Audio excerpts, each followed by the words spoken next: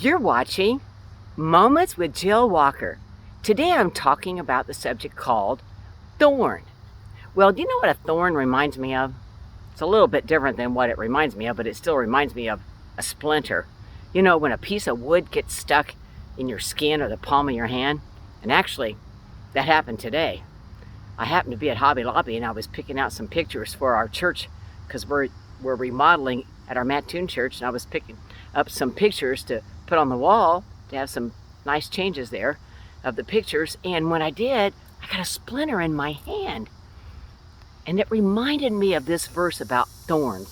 So I'm at my neighbor's yard with permission, and they have a beautiful rose bush, and I guess those locusts are wanting to sing their song to me too. But this is a beautiful pink rose bush. It's beautiful, isn't it? But you know, if I would try to touch it in all of its beauty and not see the thorns, can you see the thorns? I don't know if you can even see those thorns unless I zoom in a lot, but they're there. In spite of the beauty, there's thorns on this beautiful rose bush. You know, life can be like that. That's right. Life can be a wonderful thing to enjoy. This is the day the Lord has made. I will rejoice and be glad in it. But in life, there are going to be some thorns along the way. Life's going to feel like a splinter in your hand sometimes. By the way, I did get the splinter out. But what does the Bible say about thorns? Paul was asking God the very same thing. The thorn in his life wasn't a physical thorn like you would see on a rose bush. The thorn he was talking about could have been a person. It could have been just the breakthroughs he was wanting in his life that wasn't happening to him. Like we go through in life when we want breakthroughs, and then it seems like our prayers aren't answered. Or maybe there's a person in our life, they're just not changing like we want them to change. And they become like a thorn in our flesh. They become sometimes even a distraction to us. We want so bad for things to change. But all we can do is pray that God moves in the situation. You know, when we've done all we can do, then we just have to trust God. It says in 2 Corinthians chapter 12, verses 6 to 8, "For though I would desire to glory, I shall not be a fool, for I will say the truth.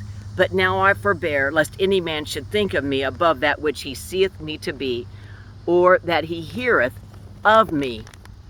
And lest I should be exalted above measure, through the abundance of revelations, there was given to me a thorn in the flesh, the messenger of Satan to buffet me, lest I should be exalted above measure.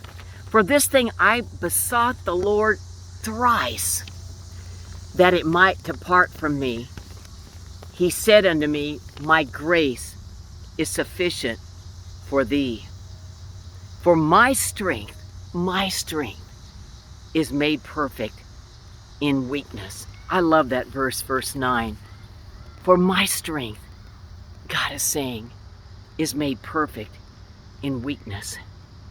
Even through the thorns of life, like the splinters that we don't want to get in our fingers. It feels terrible. One little piece of splinter can really distract you. But when you look at a rose bush and you see the beautiful flowers in the midst of the thorns, that reminds me of our life. There's still so much to be thankful for.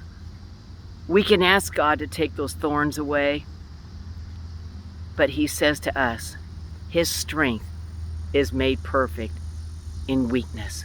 When you've done all you can do, you just need to trust God and still stay thankful. You've been watching Moments with Jill Walker. God bless you today.